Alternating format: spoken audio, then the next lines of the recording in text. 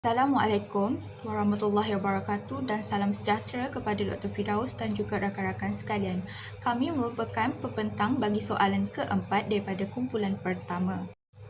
Sebagai pengenalan, pengiktirafan Bandar Georgetown Pulau Pinang sebagai Bandar Tapak Warisan Dunia oleh UNESCO pada 7 Julai 2008 yang lalu telah membawa kepada sebuah tanggungjawab dan juga cabaran kepada kerajaan negeri dan juga masyarakat di Pulau Pinang itu sendiri. Penerimaan gelaran yang cukup bermakna dan berprestij tinggi ini telah membuatkan dunia menumpukan perhatian terhadap bandar ini kerana adalah satu perkara yang sangat sukar untuk memenuhi kriteria yang dimahukan oleh pihak UNESCO bagi mendapatkan gelaran sedemikian. Oleh hal yang demikian, bagi memastikan pengiktirafan ini terus dikekalkan, beberapa organisasi telah pun dibentuk yang mana ianya untuk bertujuan mengurus, memantau dan juga mempromosikan Georgetown sebagai tapak warisan dunia. Organisasi yang ditubuhkan ialah Georgetown World Heritage Incorporated (GTWHI) pada 21 April 2010.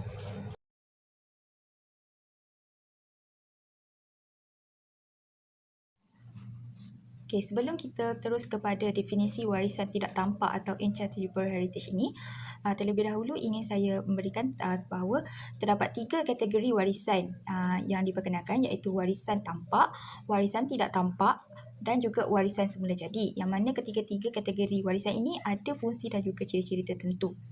Okey, bagi warisan tidak tampak atau intangible heritage ni, ia dikenali sebagai sebuah warisan hidup ataupun budaya hidup. Yang mana warisan budaya tidak tampak ini ia merujuk kepada amalan, penyampaian, ekspresi, pengetahuan dan juga kemahiran yang diwarisi secara turun-temurun. Hal ini membawa maksud warisan budaya tidak tampak ini mestilah merupakan warisan yang diperturunkan daripada generasi terdahulu kepada generasi terkini. Berikut merupakan senarai yang merupakan warisan tidak tampak, iaitu tradisi lisan, oral traditions, bahasa, ritual dan kepercayaan, muzik dan lagu, seni persembahan, perubatan tradisional, sastra, tradisi makanan, culinary traditions, sukan permainan tradisional serta ilmu dan kemahiran menghasilkan kraf tradisi sesebuah komuniti tersebut. Namun begitu, jika dilihat warisan tampak, bagi warisan tampak, ia mudah untuk dijaga dengan baik melalui pemantauan dan juga penambahbaikan secara berkala. Namun, ianya tidak boleh diaplikasikan untuk warisan tidak tampak ini kerana warisan tidak tampak ini adalah merupakan warisan hidup yang mana ia perlu melibatkan manusia itu sendiri ataupun komuniti yang berada sama ada di dalam, di sekitar struktur, bangunan dan juga ruang dalam kawasan warisan tersebut. Oleh hal yang demikian, satu inventari warisan kebudayaan tidak ketara telah dilakukan pada tahun 2012 bagi mengenal pasti dan mendokumentkan perniagaan tradisi, tukar-tukar kraf dan juga pengamal-pengamal budaya yang berada di sekitar tapak warisan Georgetown ini. Ia telah melibatkan pelbagai komuniti yang berada di sekitar tapak warisan berkenaan dan antara komuniti yang difokuskan ialah Jawi Peranakan dan juga Cina Peranakan Baba dan Nyonya. Bagi penyataan tesis kami, komuniti masyarakat Jawi Peranakan atau Cina Peranakan atau Baba dan Nyonya ternyata memberikan sumbangan dalam aspek sosioekonomi, khususnya terhadap warisan tidak tampak dari Bandar Tapak Warisan Dunia Georgetown. Masyarakat peranakan merujuk kepada kacukan di antara masyarakat asing dan juga masyarakat tempatan. Kacukan yang dimasukkan adalah perkahwinan campuran antara kedua-dua masyarakat tersebut.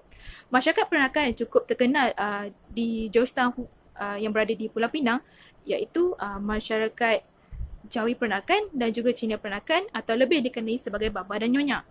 Komuniti ataupun masyarakat Jawi Peranakan terlebih dahulu dikenali sebagai Jawi Pekan oleh sebahagian besar penduduk Pulau Pinang dan membawa maksud sekumpulan ataupun sesatu komuniti yang mempunyai darah campuran beragama Islam dan tinggal di kawasan Pekan. Namun, ia telah diubahkan kepada Jawi Peranakan. Dikatakan bahawa komuniti ini telah muncul sejak abad ke-18 lagi, iaitu sekitar tahun 1770. Asal-usul perkataan Jawi Peranakan yang merujuk kepada komuniti tersebut adalah istilah Jawi mempunyai perkaitan rapat dengan agama Islam, khususnya dalam penggunaan aksara dalam menghasilkan suatu penulisan dalam bahasa Melayu, khususnya di Tanah Melayu dan juga di Singapura. Dan ia juga mempunyai berkaitan dengan amalan berkhatan yang dilakukan ataupun perlu dilakukan oleh lelaki Muslim. Apabila perkataan jawi ini digabung ataupun dicantum bersama peranakan yang bermaksud masyarakat yang lahir tempatan dan berbangsa Melayu, jawi peranakan bermaksud orang asing yang mempunyai darah campuran dan beragama Islam. Omar Yusuf dan Jamaluddin Aziz menulis buku jawi peranakan telah menyatakan bahawa jawi peranakan adalah merujuk kepada perkahwinan percampuran di antara wanita wanita Melayu tempatan bersama masyarakat ataupun orang asing. Contohnya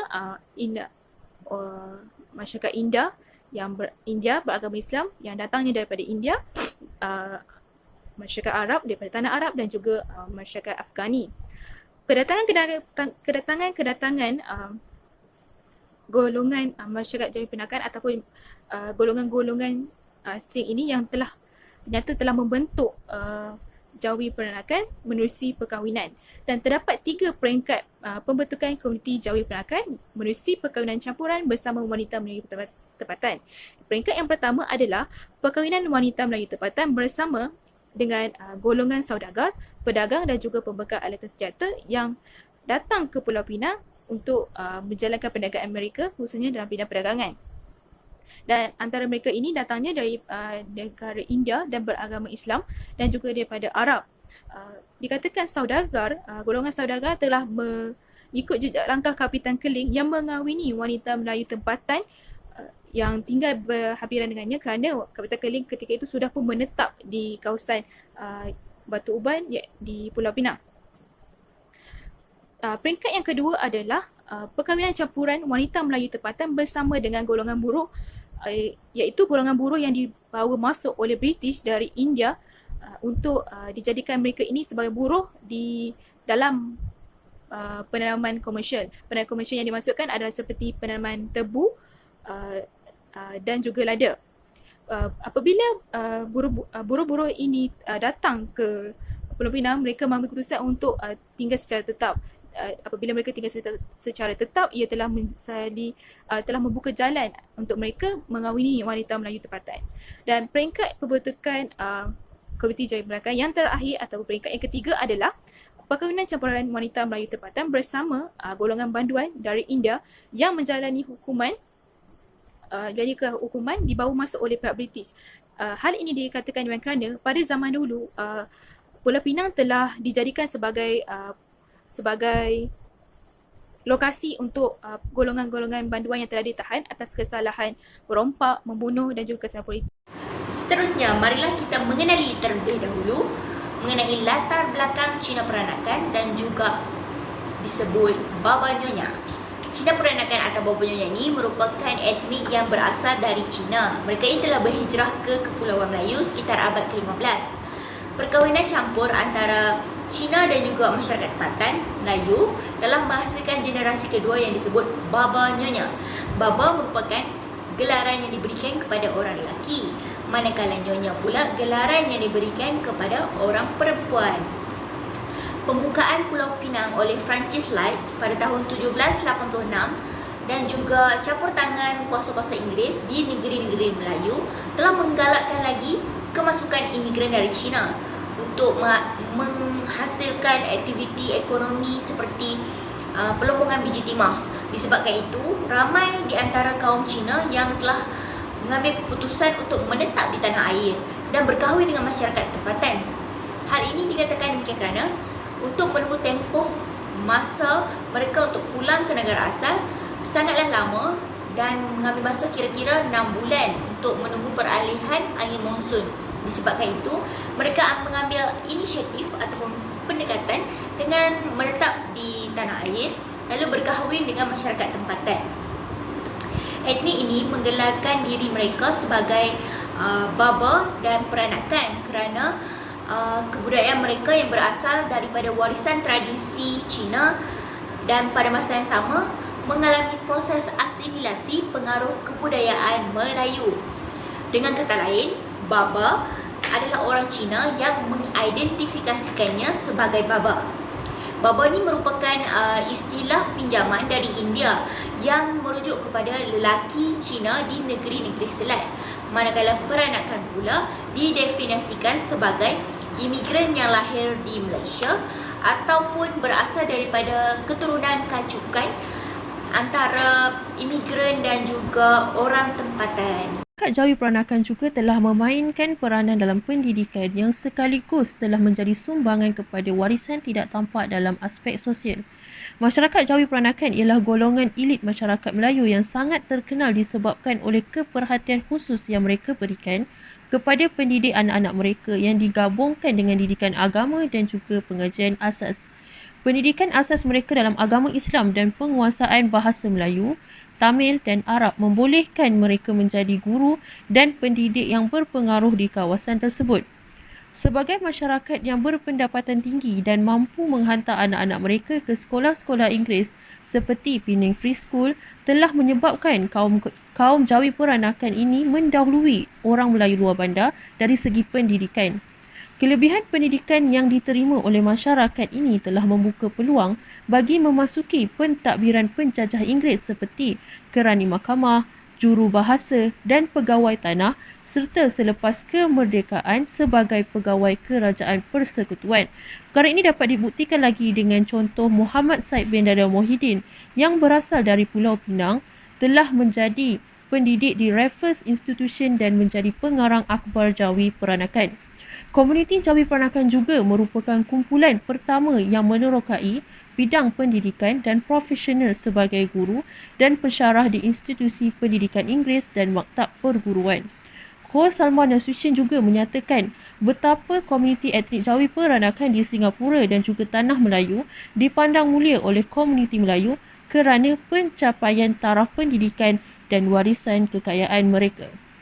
Komuniti Jawi Peranakan juga terkenal dengan penerimaan pendidikan agama serta telah menyumbang kepada penyebaran pendidikan agama Islam kepada masyarakat di Pulau Pinang ketika itu. Kauda Mohidin Merikan telah berhijrah ke Pulau Pinang selepas pertengahan 1770 yang juga dikenali sebagai Kapitan Keling. Masyarakat Arab yang berkahwin dengan wanita Melayu tempatan juga telah membentuk Jawi Peranakan. Kapitan Keling telah menerima surat kuasa dari Gabino Phillips lalu telah membina sebuah masjid yang dikenali sebagai Masjid Kapitan Keling. Sejak tahun 1786, Pulau Pinang telah terbuka untuk pelbagai aktiviti pendidikan tentang agama Islam. Pada tahun 1806 pula, pendidikan Sufi dibawa ke negeri tersebut oleh Hamid bin Bahaman iaitu seorang guru Sufi yang terkenal dari Hadramaut. Terbinanya Sekolah Menengah Kebangsaan Agama Al-Masyhur yang pada awalnya dikenali sebagai Madrasah Al-Quran di Lebuh Achin yang dibina pada 1916 dan dipimpin oleh Al-Said Al-Syaikh Al-Hadi. Anak kepada Al-Syaikh Muhammad Hussein Bakar Rafi'i iaitu guru keempat di madrasah itu yang telah berkhidmat pada tahun 1956 sehingga 1957 iaitu Fuad Image Rafa'i menyatakan selepas madrasah itu dibuka, telah menjadi pencetus kepada kemasukan lebih ramai masyarakat Arab sehingga mewujudkan masyarakat Jawi Peranakan yang berdarah Arab.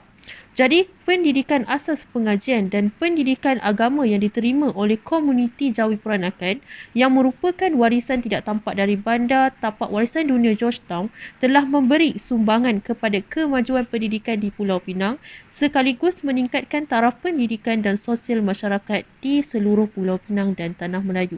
Sebelum itu, saya akan menerangkan dulu sumbangan dari segi percetakan oleh masyarakat komuniti Jawi Peranakan. Tahap pendidikan yang diterima oleh masyarakat Jawi Peranakan ini telah menyumbang kepada kemahiran untuk melancarkan akhbar pertama di Tanah Melayu dan juga Indonesia yang dikenali sebagai Jawi Peranakan pada akhir tahun 1876. Penerbitan mereka iaitu Jawi Peranakan adalah surat khabar berbahasa Melayu yang pertama di rantau ini, merupakan inisiatif Muhammad Said Dada Mohidin yang berasal dari Gulugu Pening yang telah diterbitkan di Singapura. Surat khabar ini diterbitkan setiap hari Isnin dan ditulis dalam tulisan Jawi yang bertujuan untuk menyampaikan pemberitahuan rasmi, iklan, surat pembaca dan puisi Melayu. Penulisan mereka juga tentang perkembangan bahasa dan kesusasteraan Melayu serta masalah-masalah komuniti Melayu seperti kemunduran dan kemiskinan. Surat Khabar Jawi Peranakan telah memberi sumbangan yang besar kepada pertumbuhan jurnalisme Melayu di Singapura dan memainkan peranan penting dalam pengembangan bahasa Melayu ketika itu. Surat khabar juga berperanan dalam mendorong pertumbuhan intelektual pelopor sastera Melayu seperti Muhammad Yunus bin Abdullah yang kemudian menjadi penyunting utusan Melayu yang pertama. The Jelutung Press yang dipelopori oleh Syed Syed Al-Hadi yang menjadi rumah penerbitan Melayu terbesar di tanah Melayu dan menjadi tumpuan aktiviti penerbitan reformis terutamanya Jurnal Al-Ikhwan pada 1926 dan juga Surat Khabar Mingguan Saudara 1928. Terdapat juga syarikat percetakan yang aktif seperti Criterion Press, Muhammadiyah Press dan Persamah Press yang ditubuhkan oleh Haji Sulaiman Rawah di Jalan Achin pada tahun 1930. Berikut merupakan muka depan Surat Khabar Jawi Peranakan yang telah dihasilkan oleh Muhammad Said Dada Muhyiddin. Perkahwinan antara kedua-dua kumpulan telah menghasilkan masyarakat Indo-Melayu yang dikenali sebagai Jawi Peranakan dalam pembentukan kacukan bahasa Melayu yang tumbuh dari situasi hubungan antara dua budaya, iaitu Melayu dan juga India Selatan. Bahasa Tanjung merujuk kepada dialek Melayu yang telah dilabel sebagai Bahasa Melayu Georgetown yang berasal daripada komuniti Jawi Peranakan. Kebanyakan masyarakat Jawi Peranakan berkomunikasi dalam bahasa Melayu sebagai bahasa asal. Namun, warisan India Selatan sangat menonjol dalam budaya mereka, termasuk juga bahasa mereka.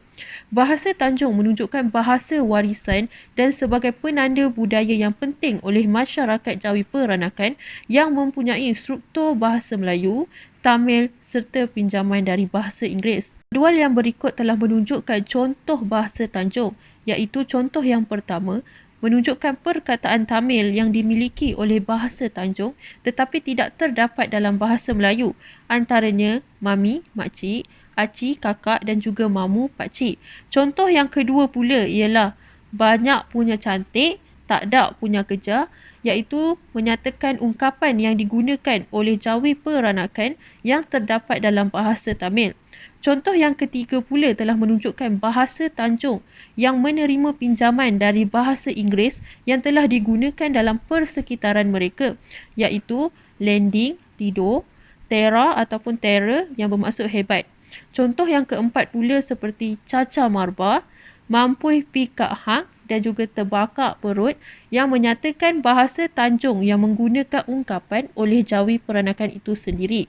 Maka, tahap pendidikan yang tinggi telah menghasilkan percetakan dan penerbitan serta bahasa yang menjadi warisan tidak tampak dari Bandar Tapak Warisan Dunia Georgetown oleh komuniti Jawi Peranakan telah memberi banyak sumbangan kepada Pulau Pinang serta masyarakat dalam mendorong kelahiran intelektual dalam masyarakat Melayu.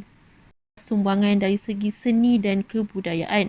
Identiti linguistik Jawi Peranakan dalam bahasa yang dituturkannya antara bahasa Tanjung boleh didapati dalam bentuk persembahan kebudayaan yang dikenali sebagai Boria. Boria berasal dari festival Muharram Muslim yang dikatakan berasal dari negara India dan Boria juga telah berkembang sehingga pada tahun 1860-an dengan pelbagai variasi. Antaranya amalan ini asalnya dalam bentuk perkabungan yang dinamakan takziah yang diadakan oleh golongan Syiah di Iran ataupun Parsi antara 1 hingga 10 Muharram. Amalan ini bagi memperingati peristiwa Sayyidina Hussein yang mati syahid di tangan Yazid bin Muawiyah dalam peperangan di Karbala pada 10 Muharram. Permulaan Boria ini dikenali sebagai takziah yang merupakan satu persembahan yang mudah yang biasanya mengandungi sekumpulan hanya 5 orang yang membalut badan mereka dengan tikar dan menyanyi lagu ratapan bagi memperingati kejadian pembunuhan Saidina Hussein. Amalan yang pada awalnya berbentuk berkabung mula mengalami perubahan pada pertengahan abad ke-19 yang membawa kepada pembentukan kongsi gelap. Hal ini kerana pembentukan Jawi Peranakan juga disebabkan banduan dari India yang telah datang ke Pulau Pinang yang menjalani hukuman penjara telah membentuk kongsi gelap yang bernama bendera merah dan juga bendera putih. Pada ketika ini, Boria telah berubah daripada 5 orang menjadi 20 hingga 30 orang dan lagu-lagu rintihan ini telah bertukar juga kepada pesta yang mempunyai tarian dan juga nyanyian yang berunsurkan ganas. Jadi, pertubuhan ataupun kongsi gelap ini telah memberi kesan kepada masyarakat ketika itu. Namun, menurut berita harian pada 29 Oktober 1967 oleh Aziz Hamidi yang menyatakan sejak tahun 1939, Boria ini telah berubah kepada sindir-menyindir antara dua buah kongsi gelap itu kepada nasihat atas inisiatif Allahyarham Syed Degik, Yusuf Kerku, Pawan Cik Kolam dan juga Ibrahim Choka yang mula menghidupkan Boria berunsur nasihat. Populariti Boria telah terbukti menghasilkan kumpulan Boria yang berkembang pesat dengan menggunakan bahasa oleh komuniti Jawi Peranakan bermula di kawasan Georgetown sehingga menyeluruh ke seluruh negara. Berikut menunjukkan dua gambar tentang Boria, di mana yang pertama ialah berita harian pasukan Boria Ibu Kota ditubuhkan pada 8 April 1967, di mana menunjukkan pasukan Boria telah diterima ataupun diserap oleh lain-lain negeri, dan ini merupakan gambar Boria, persembahan Boria yang pertama di Ibu Kota Kuala Lumpur. Dan yang kedua pula adalah sumber daripada Malay Mail News yang diberikan gambar tersebut daripada Yusuf Azmi American yang menunjukkan kumpulan Boria yang pada awal tahun 1920-an. Oleh itu, warisan tidak tampak dari Bandar Tapak Warisan Dunia Georgetown oleh komuniti Jawi Peranakan telah memberi sumbangan dalam seni kebudayaan yang popular iaitu Boria menjadi tarikan kepada pelancong dan menjadikan Pulau Pinang sebagai sebuah negeri yang terkenal dengan kebudayaan yang menarik. Komuniti Jawi Peranakan turut memberi sumbangan melalui aspek ekonomi, iaitu melalui kegiatan perdagangan sejak dahulu lagi. Pulau Pinang juga menjalankan kegiatan ekonomi perdagangan sama seperti di Melaka sehingga pelabuhan Pulau Pinang muncul sebagai salah satu pelabuhan tumpuan. Ia semakin menjadi tumpuan apabila British mengisytiharkan bahawa ia merupakan sebuah pelabuhan yang bebas cukai. Kegiatan ekonomi komersial iaitu perdagangan pada zaman dahulu telah dipelopori oleh komuniti Jawi Peranakan dan juga India Muslim terutamanya sewaktu separuh abad ke-19. Komuniti Jawi Peranakan ternyata menjalankan aktiviti perdagangan yang memperlihatkan sumbangan mereka melalui aspek ekonomi bersama dengan pedagang-pedagang luar, contohnya pedagang daripada Aceh, Burma dan India, khususnya dalam mengeksport tekstil atau kain yang telah dihasilkan oleh peniaga-peniaga dan juga pedagang-pedagang tempatan. Khususnya terutama sekali komuniti yang dihasilkan oleh komuniti Jawi Peranakan. Sebagai contohnya adalah Kadir Maidin American.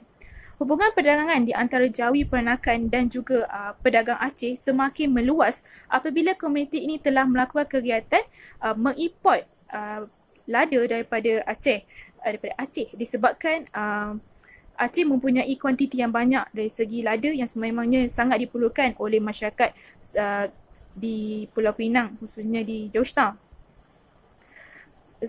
Selain daripada lada, Jawi Peranakan turut mengimport beras dan juga sirih daripada Aceh disebabkan permintaan yang tinggi terhadap beras membuatkan pedagang-pedagang berketurunan Jawi Peranakan ini mengambil keputusan untuk mengimport beras daripada pedagang Aceh bagi memenuhi permintaan penduduk-penduduk dan penduduk-penduduk setempat, khususnya komuniti Jawi Peranakan yang menjalankan kegiatan perniagaan runcit dan juga perniagaan makanan iaitu nasi kandar yang sangat memerlukan kuantiti beras yang banyak dari masa ke semasa. Kadir Maidin American merupakan individu yang berketurunan Jawi Peranakan yang terlibat dalam dunia perdagangan dan juga perniagaan tekstil, iaitu beliau telah menghasilkan perniagaan tekstil lalu dagangkan dia dan mengeksportkannya ke negara-negara luar ataupun kepada pedagang-pedagang luar. Pelibatan aktif beliau adalah sehingga tahun 1838 iaitu sebelum beliau meninggal dunia. Pelibatan beliau ini telah membuktikan bahawa sememangnya komuniti Jawi Peranakan telah terlibat dalam perdagangan, bukan saja dalam perdagangan tempatan tapi perdagangan berskala besar, dan membuktikan bahawa komuniti Jawi Peranakan turut memberi sumbangan melalui aspek ekonomi sama seperti komuniti Cina Peranakan. Komuniti Jawi Peranakan ternyata turut terlibat dalam bidang perniagaan selain daripada perdagangan. Malahan sehingga kini komuniti ini lebih cenderung untuk terlibat dalam bidang perniagaan berbanding sektor pekerjaan lain kerana menerima pengaruh-pengaruh daripada komuniti jenis ataupun generasi yang lama.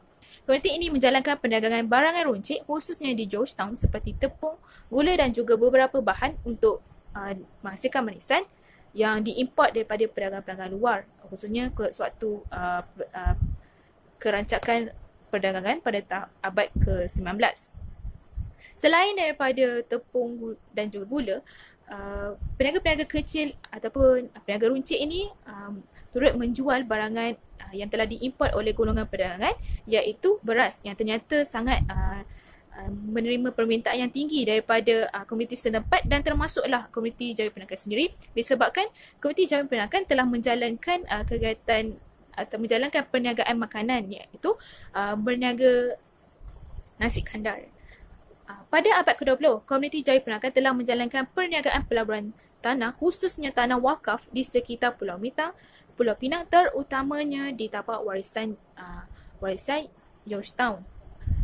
Pelibatan masyarakat ini dalam perniagaan pelaburan tanah, khususnya tanah wakaf, telah mendatangkan hasil yang besar dan juga lumayan. Ia berpunca daripada kefasihan dan kemahiran komunikasi dan penggunaan bahasa Melayu serta bahasa Inggeris, disebabkan telah menerima pendidikan daripada sekolah-sekolah Inggeris, telah menyebabkan mereka lebih mudah untuk berkomunikasi dan menarik minat pelabur-pelabur lain untuk turut sama menjalankan perniagaan bersama mereka. Pelibatan mereka dalam perniagaan ini telah memberi sumbangan kepada pembangunan Georgetown pada masa kini, iaitu dapat dilihat menerusi aspek sosial, iaitu Georgetown atau yang telah dikenali sebagai tapak warisan telah muncul sebagai bandar yang mempunyai penduduk yang pelbagai.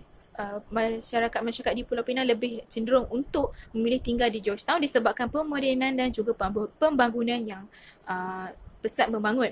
Dari segi ekonomi pula, Georgetown telah muncul sebagai bandar yang menjadi destinasi pelancongan daripada pelancong-pelancong luar dan juga pelancong-pelancong dalam negara. Perlibatan mereka dalam bidang perniagaan juga dapat dilihat melalui bagaimana pelancongan tersebut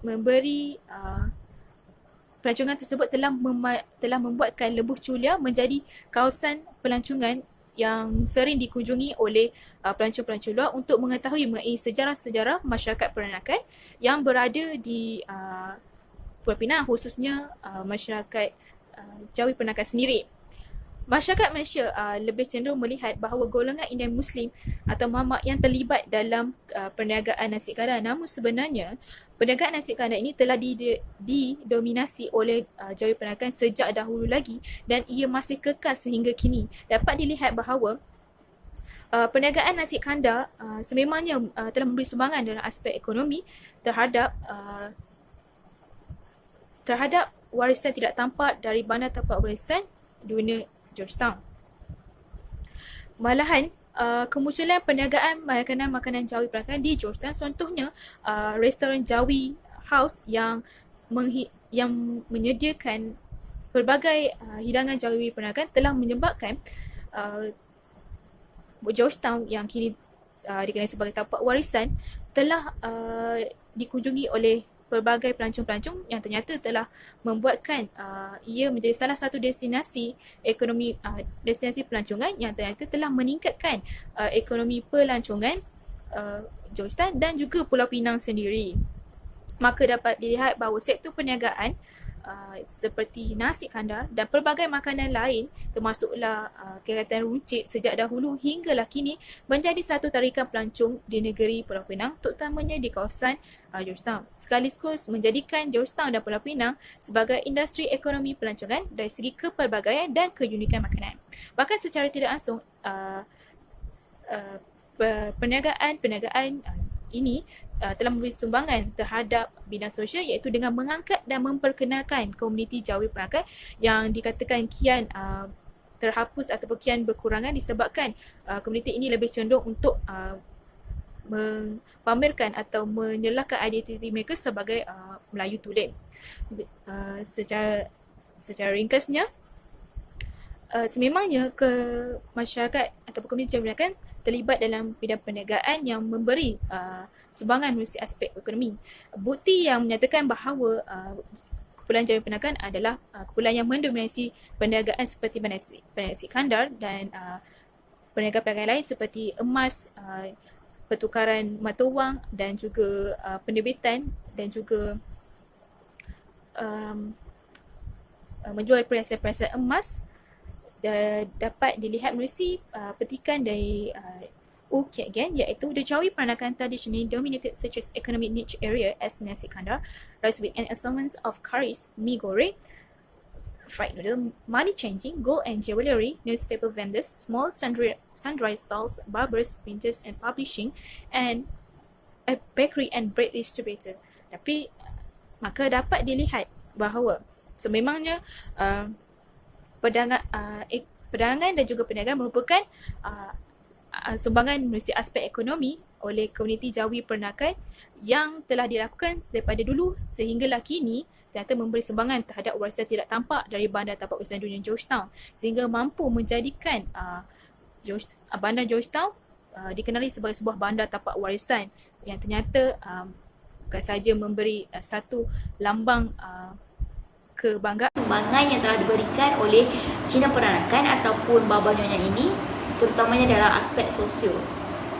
Seperti yang kita tahu, Baba dan Nyonya merupakan satu etnik yang istimewa dan juga menjadi simbolik bagi suatu negeri, khususnya di Pulau Pinang dan juga Melaka. Kepelbagaian budaya ini telah menjadikan tapak warisan dunia ini hidup dan dinamik serta ianya memberi manfaat dalam sosioekonomi di Pulau Pinang. Apabila menyentuh soal kehidupan sosial Baba dan Nyonya, pastinya kita ingin mengetahui sumbangan mereka kepada aspek ini. Dan saya pasti Baba dan Nyonya mempunyai kepelbagaian sumbangan mereka dalam aspek sosial ini, terutamanya dari segi bahasa, seni persembahan dan juga sastra. Baiklah, sumbangan Baba Nyonya dalam bahasa boleh lihat apabila bahasa yang telah diwujudkan itu sangat unik dan istimewa serta mempunyai kelainan tersendiri. Bahasa Melayu Baba ataupun bahasa Baba merupakan bahasa Melayu patois ataupun campuran perkataan dari bahasa Cina, terutamanya Hokkien. Malah ia juga mengandungi perkataan-perkataan lain seperti Portugis, Belanda, bahasa Tamil dan juga bahasa Inggeris. Jadi ia menjadikan satu bahasa yang sangat unik yang akan dituturkan oleh Baba dan Nyonya. Mereka ini tidak bertutur menggunakan bahasa Cina ataupun bahasa Melayu klasik seperti mana kita bertutur ataupun seperti mana kaum Cina lain bertutur. Akan tetapi bahasa yang digunakan ini sangat unik sehingga kan ia mampu mewujudkan satu bahasa Creole ataupun bahasa yang digunakan untuk berkomunikasi antara satu sama lain. Dan bahasa ini juga telah menjadi bahasa lingua franca di negeri-negeri Selat yang menunjukkan betapa besarnya sumbangan bahasa ini daripada kaum Baba dan Nyonya. Jadi saya akan memberikan sepotong ayat ataupun contoh bahasa Melayu Baba yang digunakan oleh Baba dan Nyonya ini. Sebagai contoh, ini bakul gua punya, apa pasal lu kasih sama dia? Saya ini jam mau pergi pasar, kasih gua balik cepat. Itu menunjukkan bahasa yang digunakan oleh Baba dan Nyonya. Seni persembahan yang disebutkan itu ialah dondang sayang. Dondang bermaksud nyanyian, manakala dondang sayang ialah nyanyian mengulit kasih. Jadi persembahan dondang sayang ini sangat unik kerana ia telah menggabungkan satu pantun Melayu dan juga muzik dalam persembahan. Ia mempunyai 4 jenis dondang sayang, iaitu dondang sayang Melaka, dondang sayang Baba Peranakan, dondang sayang Tanjung Penyengat dan juga dondang sayang Pulau Pinang. Apakah yang membezakan keempat-empat jenis dondang sayang ini ialah Ianya dari segi cara persembahannya, sama ada nadanya tinggi atau rendah, tone yang dikeluarkan kuat atau perlahan. Jadi itulah yang membezakan keempat-empat jenis dondang ini. Dondang sayang dipertandingkan dalam peringkat negeri dan juga kebangsaan. Antaranya ialah Pesta Dendang Rakyat dan juga pertandingan dondang sayang anjuran kerajaan. Tokoh terkenal ataupun tokoh dondang sayang dikenali sebagai Nyonya Tan Abdullah. Beliau ini merupakan seorang yang berketurunan Baba Nyonya, dan antara sumbangan beliau kepada negara ialah dengan merakamkan 3 album, dan beliau juga pernah mengadakan pertandingan ataupun persembahan di Paris di bawah panji UNESCO.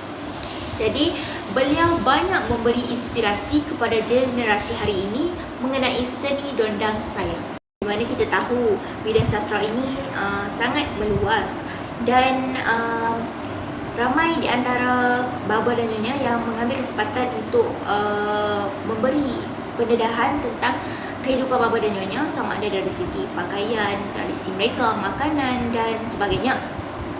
Oleh itu terhasillah beberapa buah buku, artikel, novel, memoir dan sebagainya yang menceritakan tentang kehidupan baba dan nyonya di tanah air ini.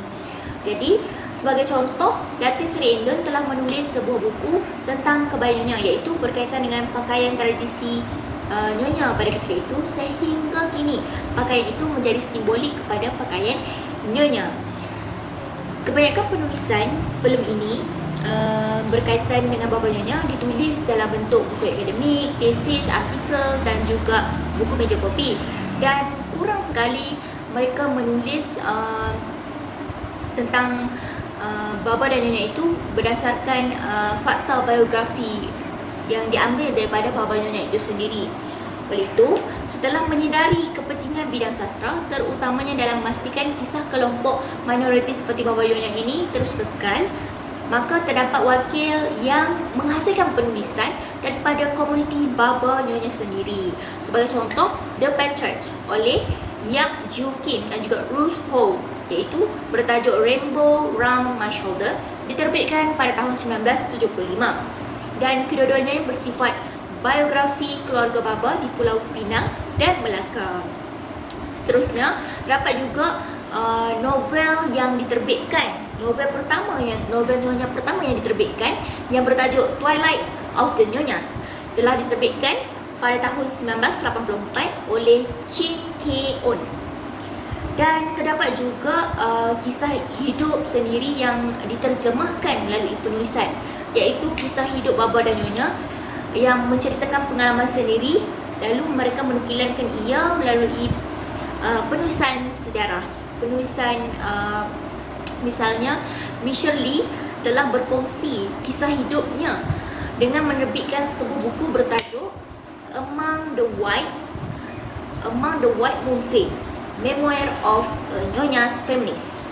Jadi dapat kita lihat di sini banyak sumbangan-sumbangan yang telah diberikan oleh baba dan nyonya dari segi aspek sosio, dan ianya sangat memberi manfaat kepada generasi hari ini untuk mendapatkan pengetahuan ataupun menambah pengetahuan mengenai masyarakat minoriti yang berada di tanah air kita.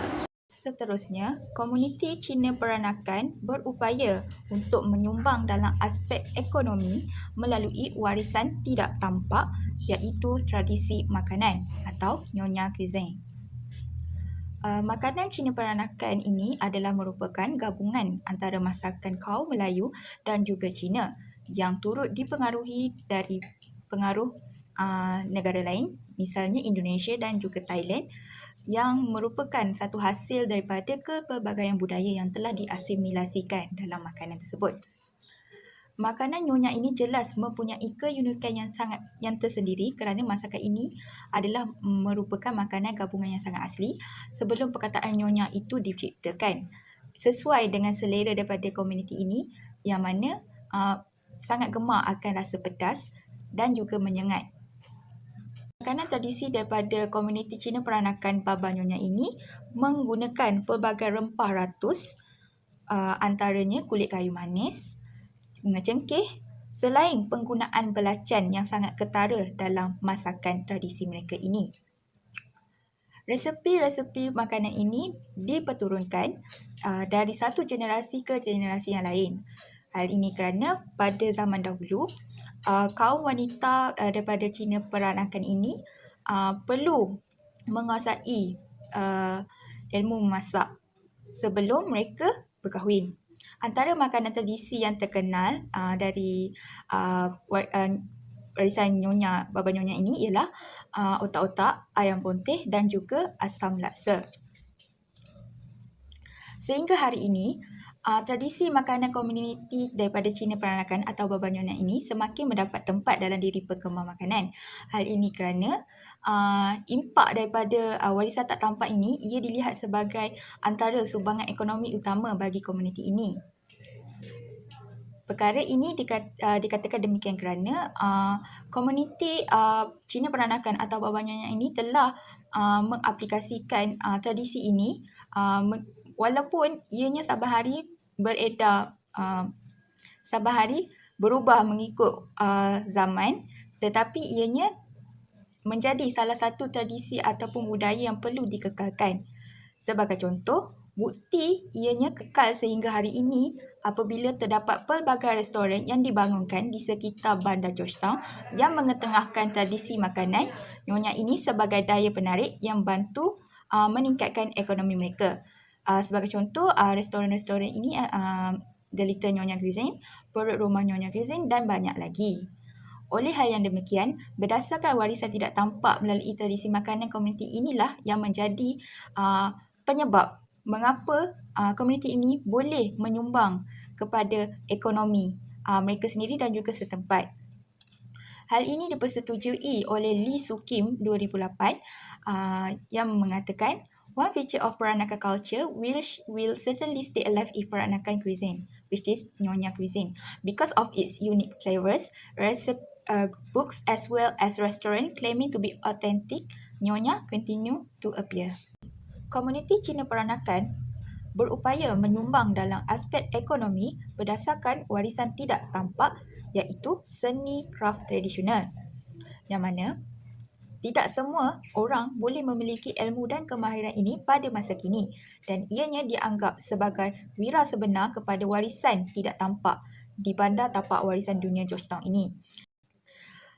Perkara ini telah meningkatkan ekonomi dalam bentuk pelancongan tarikan barangan yang unik dan juga kreatif serta mempunyai nilai yang sangat tinggi. Jika dilihat pada zaman dahulu, seni kraft tradisional ini merupakan satu runting yang wajib dilakukan oleh kaum wanita baba nyonya pada satu ketika dahulu semasa waktu lapang, yang mana saban hari mereka dipenuhi dengan aktiviti sulam menyulam, menjahit baju kebaya, menyulam alas meja dan juga menjahit kasut manik. Jadi disebabkan oleh aktiviti ataupun rutin yang dilakukan oleh mereka ini, manik-manik halus dari seliput daripada kasut manik tradisional ini telah melambangkan kesenian halus komuniti baba nyonya ini, kerana kasut ini pada masa dahulu direka ataupun dibuat sendiri oleh pemakainya. Kini seni kraft tradisional ini telah dijadikan sebagai sumber ekonomi. Misalnya Kenny Loh yang merupakan pemilik kepada Nyonya House yang merupakan seorang pereka fashion yang sangat mahir dengan jahitan kebaya nyonya dan juga kasut manik. Yang mana menurut Kenny Loh ini, beliau mempelajari kemahiran dan juga ilmu untuk menjahit kebaya nyonya dan juga kasut manik ini adalah melalui hasil tunjuk ajar kaum kerabatnya sendiri iaitu ibu saudara beliau. Yang mana hasil daripada pembuatan menjahit kebaya nyonya dan juga kasut manik ini, Kenny Loh berjaya menjalankan perniagaan yang berasaskan seni kraft tradisional ini sehingga membuatkan para pelanggan boleh membuat tempahan dan pembelian khas kebaya dan juga kasut manik tersebut, selain turut menjual cenderamata yang berinspirasikan budaya baba nyonya. Pihak Muzium Peranakan Penang turut membuat satu inisiatif bagi mengekalkan warisan budaya seni dan juga kraft tradisional baba nyonya ini dengan menawarkan perkhidmatan pakej perkahwinan berunsurkan budaya Baba Nyonya ini, di mana para pengunjung ini boleh menyewa baju pengantin kebaya Nyonya, barang kemas dan juga aksesori ni bagi tujuan fotografi. Selain itu juga, mereka turut mengadakan kelas untuk menghasilkan kasut manik dibayar dan ditawarkan kepada orang awam. Oleh itu, jelaslah bahawa warisan tidak tampak ataupun seni craft tradisional ini yang diteruskan legasinya sehingga kini telah menjadi sebab komuniti ini berupaya memberikan sumbangan dalam aspek ekonomi. Kesinambungan warisan tidak tampak ini pada masa kini telah berjaya menimbulkan minat masyarakat dalam budaya peranakan. Misalnya, bahan-bahan seperti artifak perhiasan nyonya, barang kemas perak, kasut manik, perabot dan juga porselin selat Cina kini menjadi rebutan kerana semakin berharga di mata dunia kini. Misalnya, koleksi barangan seramik Baba Nyonya yang dijual dengan harga yang sangat tinggi di jualan lelongan London Sotheby's. Kesimpulannya, komuniti peranakan yang terdiri daripada komuniti Jawi Peranakan dan Cina Peranakan atau dikenali sebagai Baba dan Nyonya mempunyai latar belakang yang begitu unik. Ternyata, kedua-dua komuniti ini memberi sumbangan dalam warisan tidak tampak yang penting terhadap aspek sosioekonomi dari bandar tapak warisan Georgetown sekaligus menjadikan Malaysia sebagai sebuah negara yang mempunyai tapak warisan yang bersejarah. Pembentukan komuniti peranakan ini juga telah memperlihatkan kepelbagaian etnik di negara Malaysia. Berikut merupakan antara rujukan yang kami gunakan sepanjang menyiapkan tugasan ini. Sekian, terima kasih.